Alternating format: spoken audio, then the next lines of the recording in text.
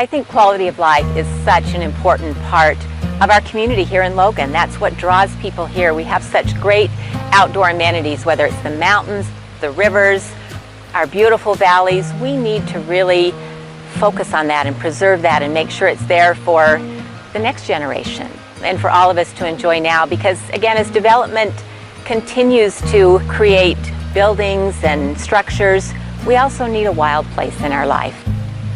By having this river restoration, that will create just great places where we can enjoy that little slice of nature. A lot of the management of the river over the last 100, 150 years has removed a lot of the native vegetation that was around the river. We've introduced a lot of species that have sort of taken over the native vegetation and don't provide nearly as much habitat for birds and other wildlife. And then also we've restricted the flow of the river and cut the river off from its floodplain. And so I got together with a number of people to form what's called the Logan River Task Force. It's a very broad group that have very broad interests, but they all revolve around the Logan River. The task force is working directly with BioWest, who is writing what's called a Conservation Action Plan, or a CAP. And that covers over 20 different indicators of health of the river. So we evaluated all of those indicators to see what's the current condition now, what's the target condition, what's our desired future condition of these various indicators, and then we can use that baseline to design projects on the river to actually make the river a better place for social and ecological values.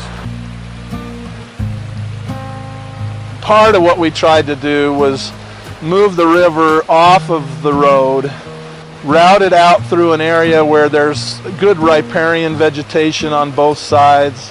We've been removing the crack willows, which they're a tree that doesn't belong here, that has sort of dominated, and they keep the good trees from being able to grow. So we're selectively removing them, replacing them with the trees that we want, and over time we would like to continue to do that so you get trees that are actually appropriate for this setting and that are the native trees.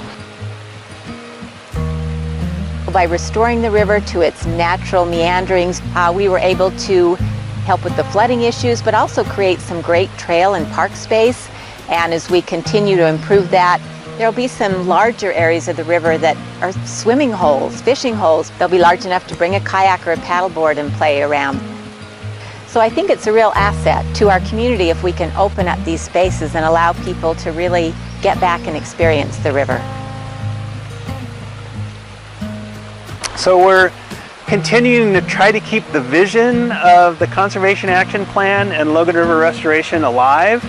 We're looking at several other potential projects that we might do along the river.